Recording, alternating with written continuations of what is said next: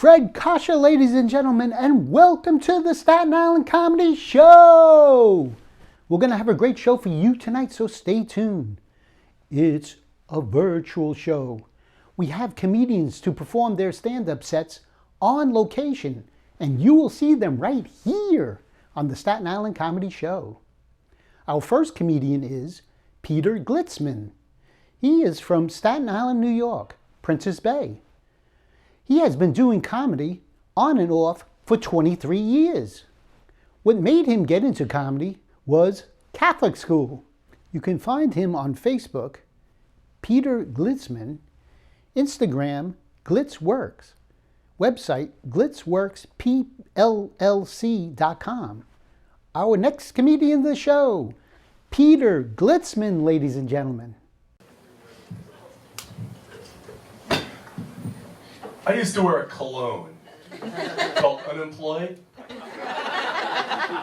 Even when I didn't put it on, women could smell it, man. I'm a failed actor. I don't take direction well. I was at a commercial audition. His casting director said, "Can you be a little more Catholic?" I forgave him. I've been in a bunch of student movies. All the directors flunked out. I've done a lot of off Broadway. Very off. Toledo. I'm over 50. I used to drink in old man's bars. Now I drink in bars. I used to date older women. Now I date women. I'm pitching a reality show about my sex life. Antiques Roadshow. I have 2 engineering degrees. When I started my career, the Pentagon gave me a top secret security clearance. They asked me to be in charge of the counterintelligence program. I looked it up. I thought, if the definition of intelligence is the collection of information obtained about an enemy or other foreign entity with an agenda to commit espionage or sabotage, and the definition of counterintelligence is the prevention of the collection of information obtained about an enemy or other foreign entity with the agenda to commit sabotage or espionage, and the definition of counterintelligence is the prevention of the collection of information.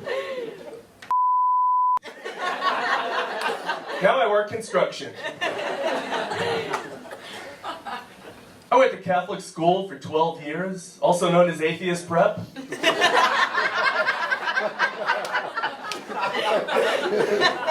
guys know about Catholics?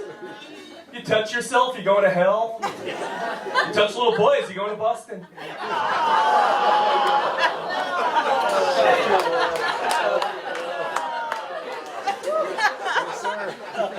Catholics are big on funerals. Personally, I'm going to get cremated. I like to think outside the box. In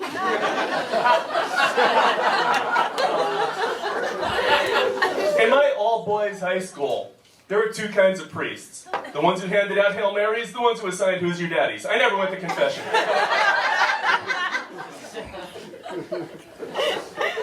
My parents were pack rats. After they passed away, I had to clean everything out of their house. So I stumbled on a collection of 4,000 tote bags. Why would anybody have that many? But then I realized they needed them. Where are they going to store the 4,000 tote bags underneath the 4,000 tote bags? My mom was a vodka alcoholic. She collected religious figurines. It was like a way to hide the fact that she was bringing home booze. She'd go on these shopping trips and come back with the baby Jesus and Kettle One, the Virgin Mary and Tito's, the 12 Apostles and Beefeater. When I was growing up, I thought the Passion of the Christ was Grey Goose. My mom passed away. I'm trying to throw everything out of the house. I'm throwing out hundreds of figurines. I finally stumbled on these 2 storage boxes. One said, religious figurines. The other said, Dad's ashes. I opened them up. They both had empty bottles of vodka. And I thought, where are my dad's ashes? Probably in a tote bag. I'm from Staten Island, hold the applause. I thought, has it always been this bad? I went to the Staten Island Historical Society. I was the only one there. They have diaries of people that lived on Staten Island 100 years ago, but they all said the same thing. Boy, it really sucks living on Staten Island. Can't we build a bridge to Brooklyn and move in a bunch of Italians? We'll hate our neighbors, but at least we'll have decent pizza. Just want to end with one happy, festive thing. I have a job now. My coworkers are here. I thank them so much for coming. Fall of 2001, when the tech boom went tech bust, I was unemployed. I was going through a divorce the first time. I had to move back in with my parents on Staten Island. I was looking for a job. The only job I could get was as a security guard at the Christmas Spectacular at Radio City Music Hall. They put me in charge of guarding the little people, so we all called it midget detail.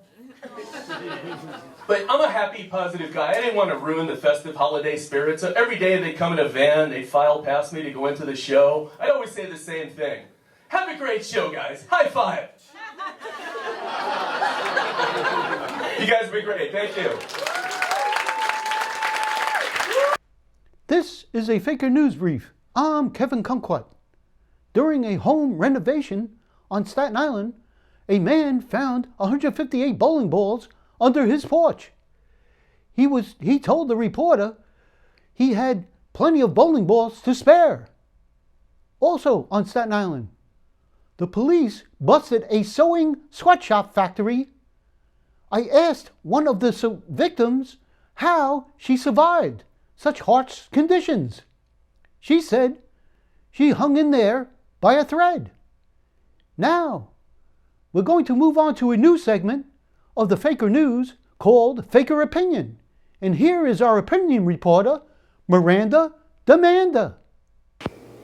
Hi everyone, I'm the opinion reporter, Miranda Demanda, and I am here to say that I am completely fed up with the potholes on Staten Island. I mean, it's getting ridiculous now, and I know that I'm not the only one who feels this way. I am really, really tired of driving my car up the block and feeling like I'm driving over craters on the moon, okay? One time, I even had an elderly passenger, and we went over a pothole, and his teeth fell out of his mouth right into my lap. I mean, who wants this to happen? Dirty teeth in your lap? It's outrageous. It's completely outrageous. So I would like to ask, I would like to demand that these potholes be fixed immediately. This is Miranda Demanda. Back to you, Kevin. Thanks, Miranda, for a very demanding report. That's it for now. This has been a Faker News Brief. Now back to the Staten Island Comedy Virtual Show. Our next comedian is Sandy Ellers. She is from Hoboken, New Jersey. She has been doing comedy for 19 years. What made Sandy get into comedy was that she took a creative writing class and walked in on a stand-up comedy class by mistake. You can find her on her website, sandyellers.com. Her email address is sandyellers1@aol.com. Facebook, Sandy Ellers at facebook.com. Instagram, Sandy Ellers. Twitter, Sam Comic at twitter.com. She also has a one-woman comic show called Brassy, Sassy, and Gassy. Sandy talks live on Facebook morning show at 8:30 a.m. on selected weeknights. And here is the website, the web page of that show. Brassy, Sassy, Gassy at Facebook.com. Our next comedian of the show, Sandy Ellers, ladies and gentlemen. How are you? Actors Temple, huh? Nice. Any Jewish men here for me? So I'm Irish and German and Italian, okay? So I'm representing the crazy from the other side. The Irish and German just drinks and laughs. Side's a little trampy too, I have to admit. And the Italian side in therapy, 25 years. Yeah. You hear me breathing? I sound like Chris Christie, don't I? I'm gonna close the bridge on the way home. Yeah, so I'm from Hoboken, New Jersey. You guys familiar with Hoboken, New Jersey? Yeah. Home of Frank Sinatra and baseball. That's right. My grandmother back in Jersey. My Italian nonna, she changed those Blue Eyes diapers, making me famous. That's right. He was 77 years old when she did that. I grew up in this family where, 1 square mile Hoboken, and my mother was crazy. I couldn't put, we had very superstitious. Can't put your shoes on the table because it's bad luck. The Italians always thought someone had a hex on them. Someone can't have a baby. Get the dolls out of the house. They're crazy, crazy. And I said, but my Uncle Tommy's gun on the counter, that's okay with you, Mom? The quasi-mobster? Tommy the boob twister, he's okay? I moved out of our house because I couldn't take it anymore. And in Hoboken, it's so square, so small. I moved 5 blocks away. She didn't know where I was for 2 years. She was walking around town. Who's she living with? Is she a tramp? She's working in the supermarket right up the street. So yeah, she passed away, though. That's sad, for me. It's sad for everybody when you lose your mom. I have to tell you, Mother's Day, difficult. Holidays, difficult. Because I realized at this age, in my 50s, nobody makes you feel like a piece of like your mother. You're never going to find that again. You think you look good when you leave the house, right? Try ringing your mother's bell, right? He was like, is that what you're gonna wear? Is you wearing that orange hat? Where you going with that orange hat? Like, they're terrible, terrible people, terrible. My sister misses her, but sometimes I don't. I'm like, nah, I don't miss her. Too annoying. I see her at the foot of my bed because, the Italian mother, she'll haunt you. Just like the Jewish mother, they're no different. And she'd say to me, Mama, I see her face as clear as day. Mom, you have a message for me, Mama? From beyond? She looks at me, all beautiful in her glory, the halo around her. Don't wear the brown shoes. You look like a lesbian. Can't give me a lotto number, right? It's okay. I remember when she passed away, I was crying to my brother-in-law. I'm like, Mickey, she didn't even live to see me get married. He put his arm around me and said, Sandra, honey, none of us are going to live to see it. And he died last year. Sure, it's funny now. You had to see me giving him mouth to mouth. But my criteria changed, It used to be tall, dark, and handsome. Now it's breathing with teeth and hair. My sister said that's too picky. Now limbs are optional. Certain limbs don't get fresh, guy. I'll take a restless leg. If you got a restless leg, I'll take that. Because, if it vibrates, I'm sitting on it. I don't care. The wash machine's front load now. What am I supposed to do? Oh, you got that in the back. Thank you. My number is 201. Difficult. My friends have kids. They got married late in life. My one friend, Rosemary, got married 55. Second time around, I didn't even go around once. She took me to her house, and she's like, are you upset? You're not in my wedding? I took her to my house. I showed her my 25 gowns I wore, 25 bouquets I caught, all telling me I was going to get married next. I wake up, my bedroom's like a funeral home. No, I don't need to be in your wedding. She says, I want something old. How about yourself? She says, I want something new. We just joined AARP. We got in at the junior rate. She says, I want something borrowed. What about time, Rosemary? She says, I want something blue. I'm going with the veins in your legs now. You're pissing me off.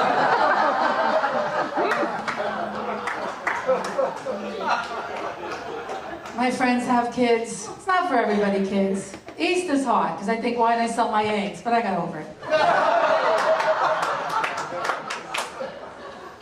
But Easter, you know, and I'm telling you, my friends, they have kids, they made me the godmother. I don't want your baby. You see, I didn't want a baby, I would have had a baby. They said, no, if anything happens to us, no, go down as a family. I don't want that kid. My little nephew, Joe, he comes up to me, I walk in the house, and they're so cute. They say the darndest things, don't they? And my little Joey, Aunt Sandra, you feel bad you never had a baby? He says that to me when I walk in the door. You feel bad you never had a baby? Not when I see you, you little shit. It all comes together for Aunt Sandra. They want me to tell them now, because they're 13 years old, tell them about sex. I go, why? They go, you're the tramp. I'm like, okay, I'll tell them. I sat with the boys. Little Joey said, Sandy, what's sex? What's it for? I go, for about 5 to 7 minutes if you're lucky. And in the case of your mom, it's just for jewelry.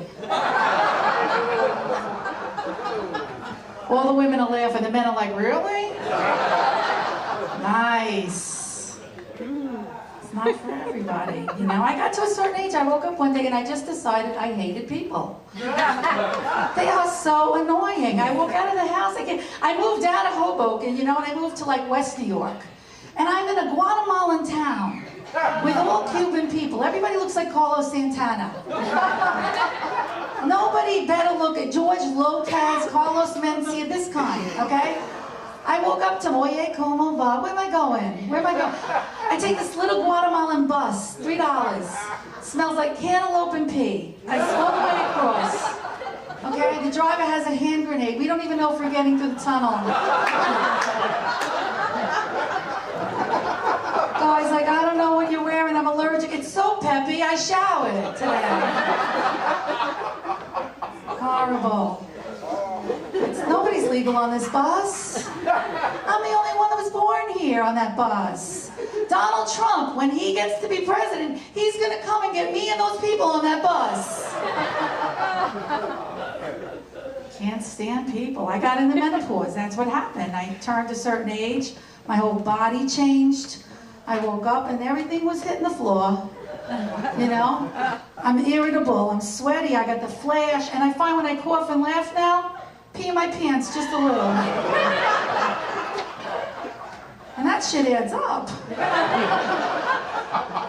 Men come up to me like, what are you wearing? I go, it's Urine by Ralph Lauren. Take me out to the ball game. Buy me some peanuts and Cracker Jacks. I don't care if I pee through my slacks. It's not fun. It's not fun. My sister, the hair just fell off my legs. My sister called, she goes, did the hair ever grow back on your legs? I go, no, I just have it on my chin and my chest now. The other day I was sitting in the sun and a whisker out of my face, 3 inches long like this. It's scary. It's scary. And I work, you know, and then you work, like if I work a little sometimes on the side, my boss gives me a memo, FYI, I thought he's saying, frig you idiot. You know, you always misconstrue everything everybody says, you know. I go out with my girlfriends to try to give myself a boost, you know. And guys look at me, you know, because I'm still kind of good looking, these are, you know, it's cool, you know. And guys look at me, my friends say this, they're like, oh, he's trying to get in your pants. I tell my friends, no, I'm trying to get in my pants. I'm going to get in my pants. So it's difficult, it really is. It's not for everybody. I get on the subway now, they give me a seat. Why are you giving me a seat? It's not like I'm disabled. Oh, you think this is a baby? Is that what you think? I sit on that subway now, 4th Street to 72nd. Ooh, the baby's kicking. Ooh, the baby's kicking. Ooh, the baby's kicking. I don't care.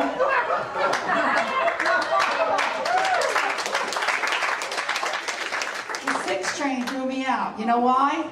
22 months, no delivery of a baby. I'm like, it's afterbirth, leave me alone. Terrible. So I'm back at Weight Watchers right now, and basically I go back in and I walk in the door and they say, welcome back, Sandy Ehlers. Lifetime member, 1989, okay? And they said to me, your goal weight's 117. I'm like, that's my birth weight. I came out of the womb at 117. And of course, I'm always standing next to a girl that looks like this, right, Brittany? with the high cheekbones. Oh yeah, Brittany, we got that in my family too. It's just below the waist. She's like, I got Skittles in my pocket. I don't know. She's like, I'm wearing a Spanx, Brittany. You know what a Spanx is? She goes, when I spank my boyfriend, I go, it's a girdle. If I pull this down even halfway, you're gonna go through the wall like a friggin' tsunami. They want to know my breaking point was. What was your breaking point? What threw you over the edge?